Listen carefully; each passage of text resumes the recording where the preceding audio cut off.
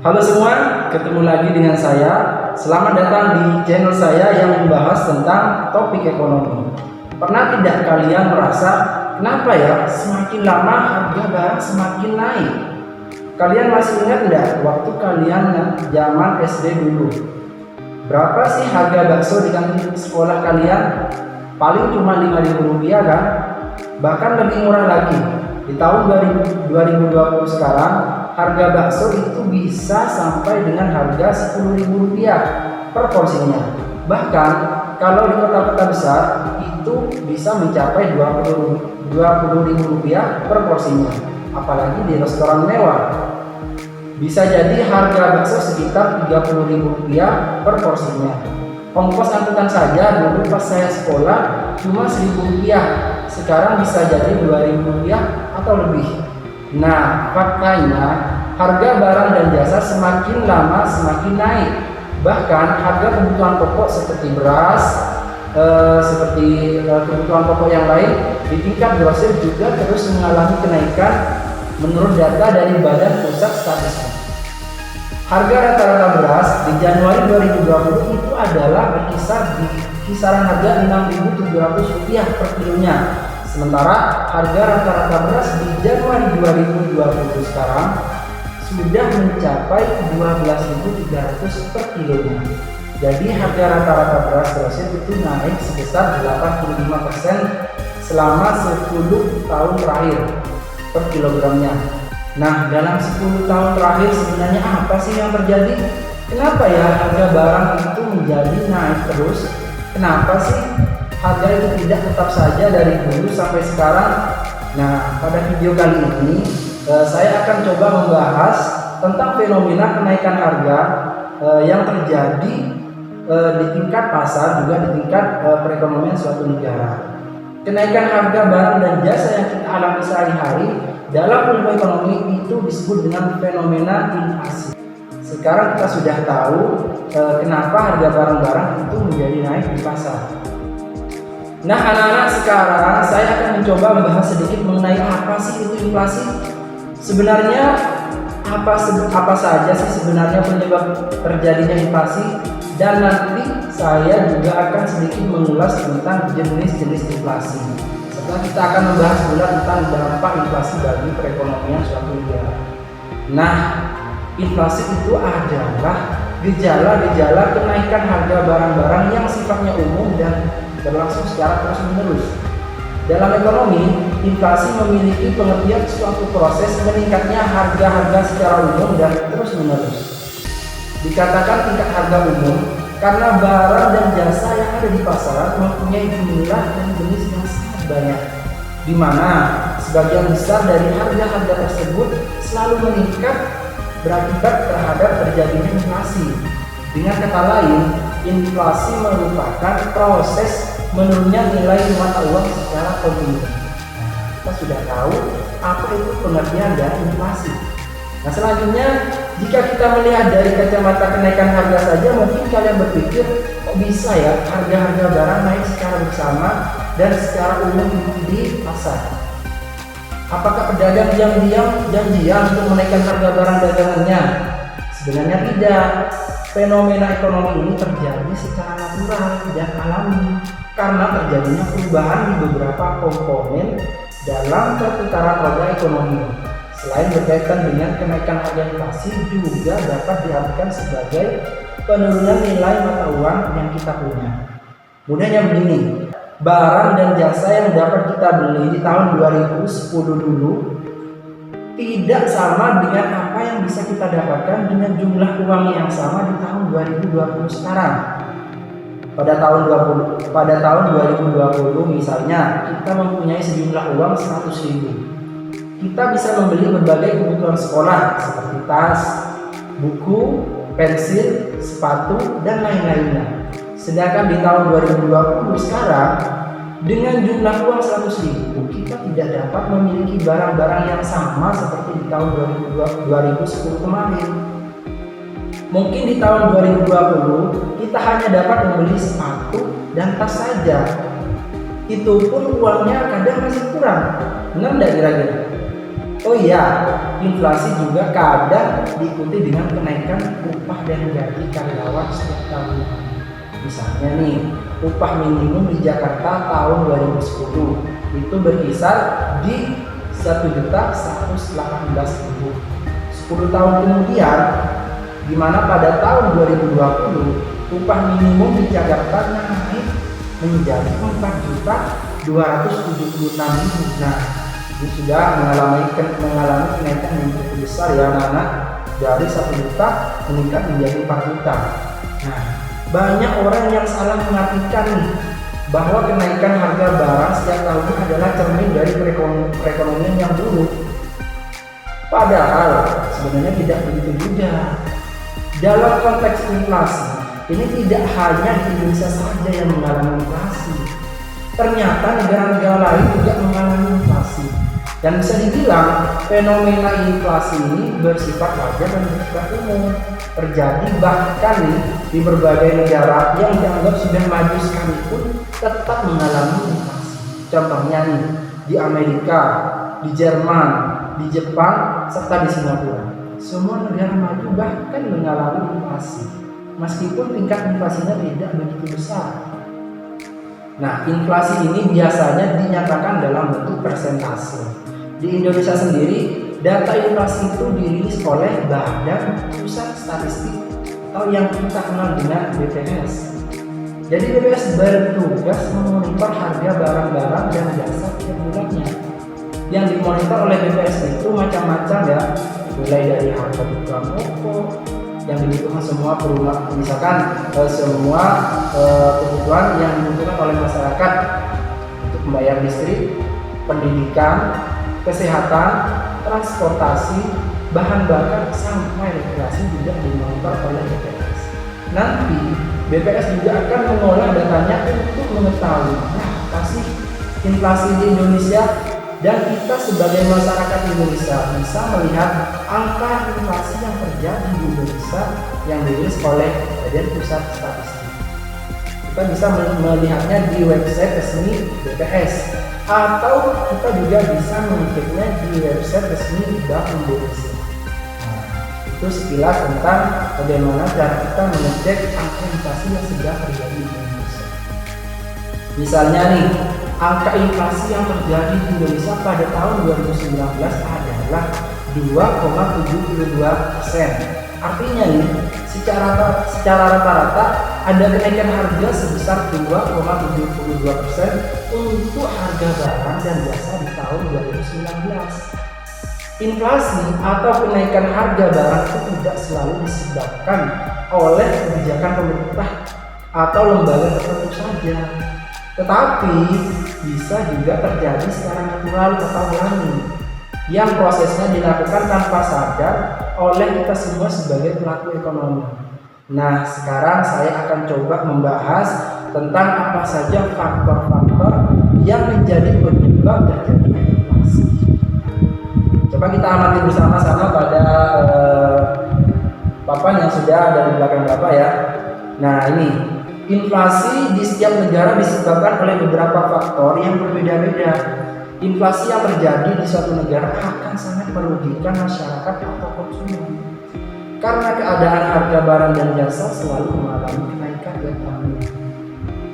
Bahkan banyak faktor yang menyebabkan terjadinya inflasi. Akan tetapi secara garis besar, timbulnya inflasi ini disebabkan oleh faktor-faktor berikut ini. Nah, yang pertama, kenaikan permintaan melebihi penawaran atau di atas kemampuan berproduksi, atau yang biasa disebut juga dengan demand pull inflation, di mana terjadi inflasi disebabkan oleh naiknya permintaan total terhadap barang dan jasa. Mudahnya begini, jika permintaan terhadap suatu barang banyak, tetapi jumlah barang yang tersedia sedikit, maka harga barang akan mengalami kenaikan. Sedangkan sebaliknya, jika jumlah permintaannya itu sedikit, jumlah permintaan barang itu sedikit, tapi jumlah barang yang tersedia di pasar banyak, maka harga barang akan turun. Nah, itu ya penyebab inflasi dari faktor yang pertama. Faktor yang kedua yang menyebabkan terjadinya inflasi adalah kenaikan biaya produksi atau yang biasa disebut juga dengan cost push inflation, di mana inflasi yang terjadi karena meningkatnya biaya produksi sehingga harga barang yang ditawarkan mengalami kenaikan. Jadi begini nih, barang yang kita pakai sehari-hari itu kan diproduksi nih oleh perusahaan atau oleh industri. Nah, dalam proses produksi, produsen harus mengeluarkan biaya produksi untuk membeli bahan baku, untuk membeli mesin, untuk membayar tenaga kerja, sampai membeli bahan bakar produksi. Misalnya nih, tahun 2013 sampai tahun 2014 lalu sempat ada kenaikan harga bahan bakar minyak, yaitu pada tanggal 22 Juni 2013 harga bensin premium naik dari harga awal Rp4.500 per liter menjadi Rp6.500 per liter. Kemudian di tanggal 18 November 2014 harga bensin premium mengalami kenaikan lagi menjadi harga Rp8.500 per liter. Mungkin kalian berpikir cuma bensin saja kok yang naik. Nah, jangan salah paham, BBM itu ternyata punya peran yang sangat penting dalam perputaran roda perekonomian. Bensin dan solar itu menjadi mata rantai distribusi barang di seluruh Indonesia, bahkan di seluruh dunia. Misalnya begini, ada sebuah perusahaan roti, harga bahan baku roti mengalami kenaikan karena harga distribusinya naik akibat kenaikan BBM. Maka perusahaan harus mengeluarkan biaya lebih untuk ongkos produksinya. Karena kenaikan harga BBM, mudahnya begini, biaya produksi perusahaan itu naik dan pada akhirnya harga barang produk roti tersebut akan juga mengalami kenaikan. Selanjutnya, faktor penyebab inflasi yaitu meningkatnya jumlah uang yang beredar dalam masyarakat. Artinya begini, terdapat penambahan jumlah uang yang beredar sehingga para produsen menaikkan harga. Fenomena peningkatan jumlah uang yang beredar yang menyebabkan inflasi telah terjadi beberapa kali. Beberapa fenomena tersebut adalah contohnya pada tahun 1962 sampai tahun 1965 Konfederasi Amerika Serikat selama Perang Saudara, Konfederasi negara-negara Selatan mengalami kekurangan dana. Mereka hanya dapat meningkatkan 46% biaya perang dari pajak dan obligasi. Mereka mau tidak mau harus meningkatkan pencetakan uang untuk membayar bahan-bahan dan untuk membayar gaji tentara. Namun dengan kondisi di mana output ekonomi yang jatuh pada saat itu, hal tersebut justru menyebabkan inflasi sebesar 700% sampai 700% dalam 2 tahun pertama perang dan mencapai puncaknya sebesar 5.000% pada akhir perang. Nah, itu yang terjadi di negara Amerika akibat mencetak uang yang terlalu banyak, jadi inflasinya meningkat sampai 50%. Nah, selanjutnya faktor penyebab inflasi yaitu adanya pencetakan uang baru oleh pemerintah sehingga menambah jumlah uang yang beredar. Hal ini biasanya dilakukan pemerintah untuk menutupi defisit anggaran seperti yang dijelaskan pada kasus sebelumnya. Selanjutnya, faktor penyebab inflasi yaitu berkurangnya jumlah barang yang ada di pasar. Artinya jumlah barang yang ada di pasar atau jumlah penawaran barang mengalami penurunan sehingga jumlahnya semakin sedikit, sedangkan permintaan akan barang tersebut banyak yang berakibat harga barang menjadi naik. Itu salah satu penyebab inflasi. Nah, selanjutnya adanya desakan dari golongan tertentu untuk memperoleh kredit murah sehingga akan mendorong peningkatan jumlah uang yang beredar dan kestabilan harga tidak terjadi. Nah, itu faktor penyebab inflasi yang selanjutnya. Dan faktor penyebab inflasi selanjutnya adalah adanya fluktuasi dari sektor luar negeri, yaitu pada sektor ekspor impor, investasi, tabungan, penerimaan dan penerimaan negara. Nah, inflasi itu dibagi menjadi dua. Yang pertama, inflasi dari luar negeri atau yang disebut juga dengan imported inflation. Artinya inflasi terjadi karena mengimpor barang dari luar negeri. Sedangkan di luar negeri sedang mengalami inflasi.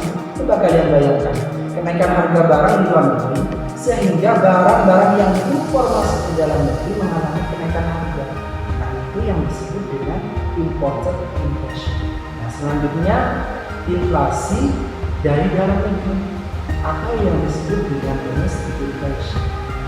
Artinya begini, meningkatnya pengeluaran pemerintah di defisit anggaran. Nah, kita sudah membahas apa saja faktor-faktor yang menyebabkan terjadinya inflasi. Selanjutnya, saya akan mencoba mengurai beberapa jenis-jenis inflasi. Keberadaan inflasi bisa ditinjau dari beberapa sisi. Bisa dari sisi parah atau tidaknya, dari laju kecepatannya, dari sisi cakupan pengaruhnya, dari sisi penyebabnya yang sangat berkaitan erat dengan arus uang dan barang, atau bisa juga dilihat dari sisi asalnya. Berikut saya akan mencoba menjelaskan jenis-jenis inflasi. Yang pertama dari tingkat keparahannya. Berdasarkan tingkat keparahannya, inflasi itu dibagi menjadi 4. Yang pertama adalah inflasi ringan, di mana inflasi ringan ini terjadi dengan tingkat keparahan kurang dari 10% per tahun. Itu inflasi ringan. Yang kedua, inflasi sedang, yang mana inflasi sedang terjadi dengan tingkat keparahan 10% sampai dengan 30% per tahun. Yang selanjutnya yang ketiga, inflasi berat dengan tingkat keparahan 30% sampai 100%. Dan yang keempat adalah inflasi berat atau yang disebut juga dengan hyperinflation dengan tingkat keparahan lebih dari 100% per tahun. Nah, itu inflasi berdasarkan tingkat keparahannya. Berikutnya saya akan menjelaskan jenis inflasi berdasarkan laju kecepatannya. Dilihat dari laju kecepatannya, inflasi dibagi menjadi 3. Yang pertama, inflasi lunar atau yang disebut wild inflation. Inflasi yang kecepatannya kurang dari 5% per tahun. Yang kedua, inflasi berat atau galloping inflation, yang mana inflasi yang terjadi kecepatan berkisar 5% atau lebih per tahun. Yang terakhir, inflasi meroket atau skyrocket inflation atau hyperinflation, yaitu inflasi yang kecepatannya lebih dari 10% per tahun. Selanjutnya, saya akan menjelaskan jenis inflasi berdasarkan cakupan pengaruhnya. Berdasarkan cakupan pengaruhnya, inflasi dibagi menjadi 3. Yang pertama, inflasi tertutup atau closed inflation terjadi jika kenaikan harga secara umum hanya berkaitan dengan beberapa barang tertentu saja. Yang kedua adalah inflasi terbuka atau open inflation, terjadi apabila kenaikan harga secara keseluruhan. Nah, yang terakhir adalah inflasi yang tak terkendali, terjadi apabila serangan inflasi demikian hebatnya dan setiap saat harga terus berubah dan meningkat sehingga orang tidak dapat menahan uang dengan lebih lama disebabkan nilai uang terus merosot. Nah, ini jenis inflasi berdasarkan yang dapat dijelaskan tadi. Penyebab awal terjadinya inflasi. Penggolongan inflasi berdasarkan penyebab awalnya terjadi inflasi. Penggolongan inflasi berdasarkan penyebab awal terjadinya inflasi itu dibagi menjadi 2. Yang pertama adalah demand pull inflation, di mana demand pull inflation ini disebabkan karena permintaan masyarakat akan berbagai barang selalu meningkat. Untuk ilustrasinya, perhatikan kurva yang Bapak tampilkan di berikut ini ya. Coba perhatikan kurva yang Bapak tampilkan. Nah, ini kurva demand pull inflation, di mana pada kurva tersebut Bapak gambarkan beberapa pergeseran kurva dari D1 ke D2 disebabkan adanya penambahan permintaan P1 ke P2 yang berakibat naiknya harga dari P1 ke P2. Jika permintaan bertambah terus, atau dengan kata lain P2 ke P3 menyebabkan harga akan terus naik, yang mana di sini ditandai dengan P2 naik menjadi P3. Begitu seterusnya. Hal ini akan menyebabkan kenaikan harga secara terus-menerus dan menyebabkan terjadinya inflasi. Selanjutnya, cost push inflation. Inflasi yang timbul karena kenaikan ongkos produksi secara terus-menerus. Untuk lebih lanjutnya, perhatikan penjelasan inflasi tersebut dengan kurva di bawahnya. Coba perhatikan kurva yang Bapak tampilkan. Nah, di sini kurva penurunan produksi ditunjukkan pergeseran kurva S1 ke S2. Suplai 1 bergeser ke suplai 2. Nah, Bapak tandai di sini pergeseran kurva penawaran. Jumlah penawaran menurun dari P1 ke P2 di sini. Coba perhatikan kalian nanti dengan baik-baik. Menaikkan harga barang hasil produksi dari P1 ke P2. Dan apabila biaya produksi terus naik, maka harga akan naik dari P2 ke P3. Yang dapat perhatikan di sini. Coba perhatikan. Jika ini terus terjadi, maka akan mendorong kenaikan terus menurun dan keadaan ini yang mengarahkan pada terjadinya inflasi.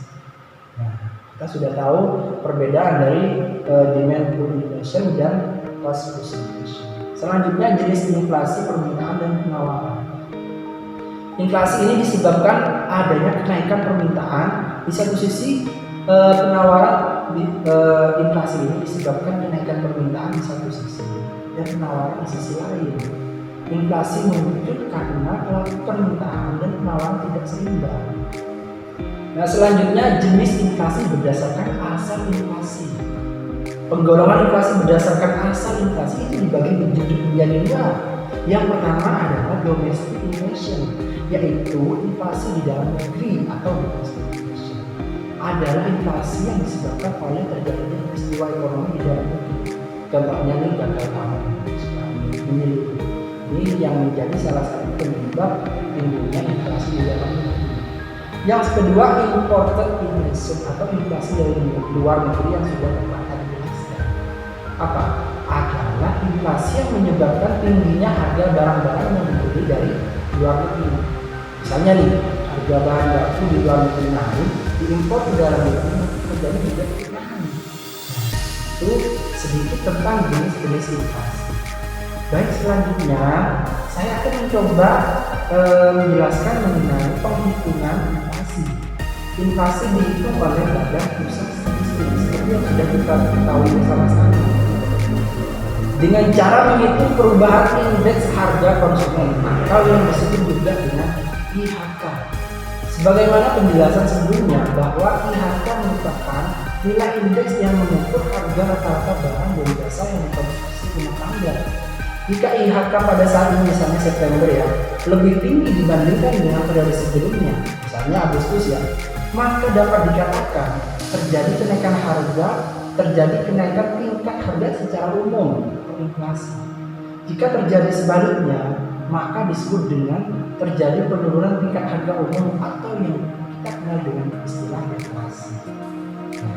Terdapat beberapa manfaat jika sebuah negara mengetahui tingkat inflasi.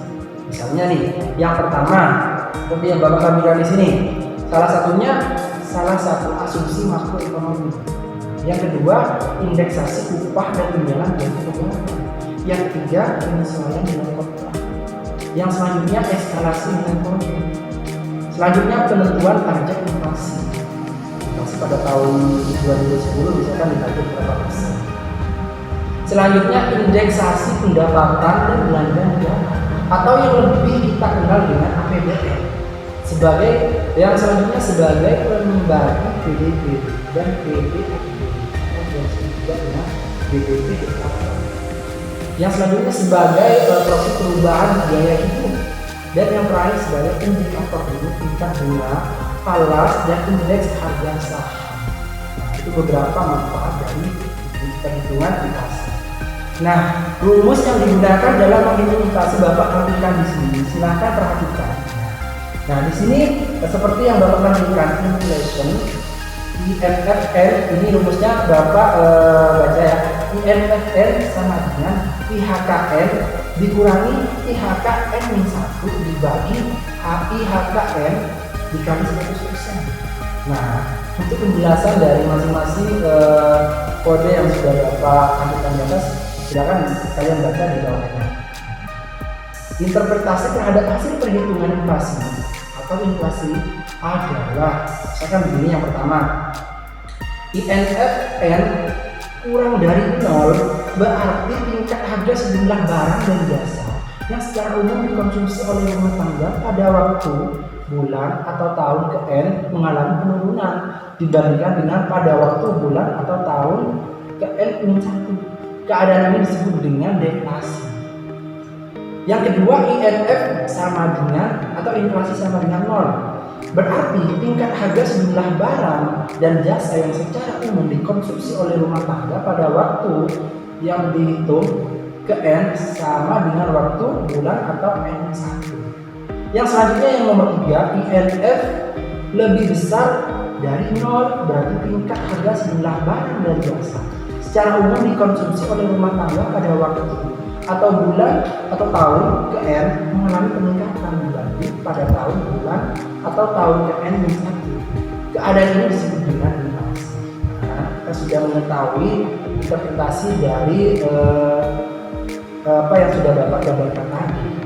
Selanjutnya Bapak akan menjelaskan tentang dampak terjadinya inflasi. Menurut kalian inflasi itu menguntungkan atau merugikan? Coba kalian pikir sama-sama. Selanjutnya Bapak akan menjelaskan dampak inflasi terhadap perekonomian nasional. Perlu kalian ketahui bahwa kenaikan harga yang terus-menerus bukan saja menimbulkan beberapa efek buruk ke atas kegiatan ekonomi, tetapi juga pada kemakmuran individu dan masyarakat. Inflasi yang tinggi akan mengurangi gairah pelaku ekonomi untuk menggalakkan perkembangan ekonomi. Hal ini disebabkan manakala biaya terus-menerus naik menyebabkan kegiatan produksi sangat tidak memungkinkan. Pemilik modal akan lebih suka menggunakan uangnya untuk tujuan spekulasi dengan membeli aktiva tetap seperti tanah, rumah, bangunan, dan lainnya. Hal ini akan mengakibatkan investasi di sektor ekonomi akan menurun yang pada akhirnya akan berpengaruh terhadap pengangguran di suatu wilayah. Dampak inflasi terhadap ekonomi. Secara lebih rinci bahwa dampak inflasi terhadap perekonomian nasional baik secara positif maupun negatif akan saya tampilkan di sini. Nah, coba perhatikan bersama-sama. Yang pertama, dampak positif inflasi. Kedengarannya aneh ya, inflasi kok malah menguntungkan. Jadi begini anak-anak, bagi sebagian pihak, misalnya bagi debitur atau orang yang meminjam uang atau yang berhutang akan mendapatkan untung karena adanya inflasi ini. Coba kalian pikir, uang yang dia kembalikan akan mempunyai nilai lebih rendah bisa dibanding pada saat dia meminjam. Lalu siapa lagi yang mengalami keuntungan dari inflasi ini? Orang-orang yang mendapat untung dengan adanya inflasi ini. Orang yang mendapat untung dengan adanya inflasi ini antara lain para pengusaha yang mempunyai pendapatan yang lebih tinggi dibandingkan kenaikan biaya produksinya. Jika harga barang naik pada saat inflasi, produsen akan terdorong untuk meningkatkan jumlah barangnya. Nah, peningkatan jumlah barang ini tentu akan meningkatkan penghasilan produsen. Nah, apalagi kalau barang yang dijual merupakan kebutuhan pokok yang akan tetap dibeli orang banyak meskipun harganya naik. Contohnya nih, sedang kebutuhan pokok lainnya tetap akan dibeli oleh masyarakat. Ternyata inflasi punya dampak positif ya. Nah, anak-anak selanjutnya Bapak akan menjelaskan dampak negatif dengan adanya inflasi ini. Yang pertama, bagi pihak kreditur. Bagi pihak debitur tadi inflasi sangat menguntungkan ya. Sebaliknya, dampak negatif akan terasa bagi para kreditur atau pemberi pinjaman. Kenapa? Karena dengan adanya inflasi ini, nilai uang yang mereka terima akan lebih kecil dibandingkan pada saat dia meminjamkannya dulu sebelum terjadi inflasi. Nah, itu dampak negatif terhadap kreditur. Selanjutnya, orang-orang yang berpenghasilan tetap akan mengalami dampak negatif juga. Mereka yang mempunyai penghasilan tetap seperti misalnya nih PNS, pegawai swasta, polisi, tentara akan mendapatkan dampak buruk dari adanya inflasi ini. Dengan adanya inflasi ini, harga-harga barang akan naik. Sementara pendapatan atau gaji yang mereka terima tidak naik lebih jauh. Ini berarti inflasi bisa menurunkan kesejahteraan rakyat karena daya belinya semakin rendah. Nah, itu dampak negatif terjadi adanya inflasi. Selanjutnya, Bapak akan menjelaskan tentang dampak buruk inflasi bagi perekonomian nasional. Yang pertama akan menyebabkan memburuknya distribusi pendapatan. Jika dilihat secara keseluruhan dari sudut pandang negara, inflasi akan menguntungkan bagi mereka yang mempunyai tingkat pendapatan lebih besar daripada laju inflasinya. Akan tetapi, jumlah mereka sangat sedikit jika dibandingkan dengan orang-orang yang mengalami kerugian akibat adanya inflasi tadi. Oleh karena itu, pola pembagian pendapatan di suatu negara menjadi tidak setara dan tidak. Yang kedua adalah terganggunya stabilitas ekonomi. Nah, tidak bisa dipungkiri bahwa inflasi akan menyebabkan terganggunya stabilitas ekonomi suatu negara. Hal ini dikarenakan sewaktu terjadi inflasi, pasti akan ada kemungkinan bahwa inflasi akan berlangsung secara terus-menerus, yang berarti harga akan terus-menerus mengalami kenaikan. Oleh karena itu, para konsumen memutuskan untuk melakukan pembelian secara besar-besaran sebelum harga itu tadi mengalami kenaikan, yang menyebabkan permintaan mengalami kenaikan. Di sisi lain, produsen akan menurunkan penawaran karena proses penjualan ketika inflasi akan menyebabkan produsen mendapat keuntungan yang lebih besar. Oleh karena itu, dapat disimpulkan bahwa naiknya permintaan dan menurunnya penawaran akan mempercepat laju inflasi.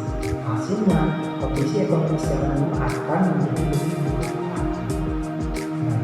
Nanti sudah Bapak jelaskan dampak negatif dan dampak positif dari adanya inflasi ini.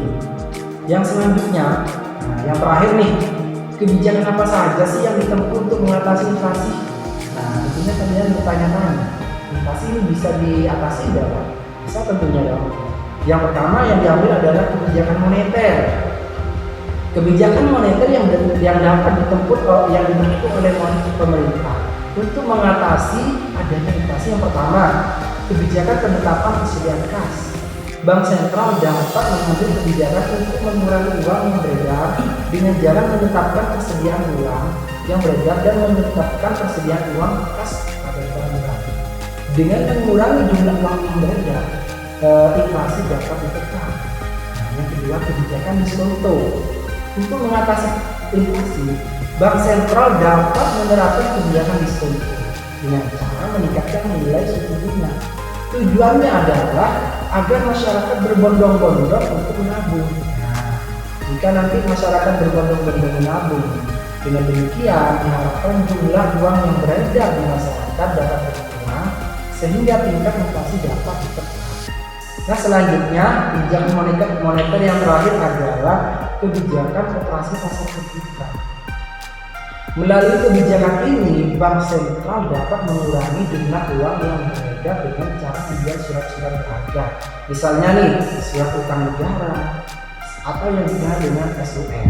Semakin banyak jumlah surat-surat berharga yang terjual, jumlah uang beredar akan berkurang sehingga dapat mengurangi tingkat inflasi.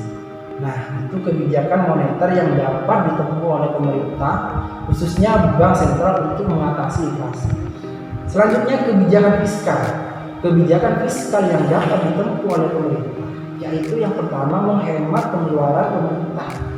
Pemerintah dapat menekan inflasi dengan cara mengurangi pengeluaran, sehingga permintaan akan barang dan jasa berkurang, yang pada akhirnya dapat menurunkan harga. Selanjutnya, menaikkan tarif pajak. Nah, tarif pajak cukup ampuh nih untuk mengatasi inflasi. Untuk menekan inflasi, pemerintah dapat menekan tarif pajak. Naiknya tarif pajak untuk rumah tangga dan perusahaan akan mengurangi tingkat konsumsi. Pengurangan tingkat konsumsi dapat mengurangi permintaan barang dan jasa sehingga harga dapat menurun. Nah, baik anak-anak, mungkin begitu saja yang ingin saya sampaikan dalam video ini. Semoga video ini bermanfaat ya untuk kita semua. Sampai ketemu lagi di video selanjutnya. Jangan lupa tonton video selanjutnya dan sampai jumpa. Jangan lupa subscribe dan like ya, komen di komentar berikut ini ya. Bapak ucapkan terima kasih. Sampai jumpa.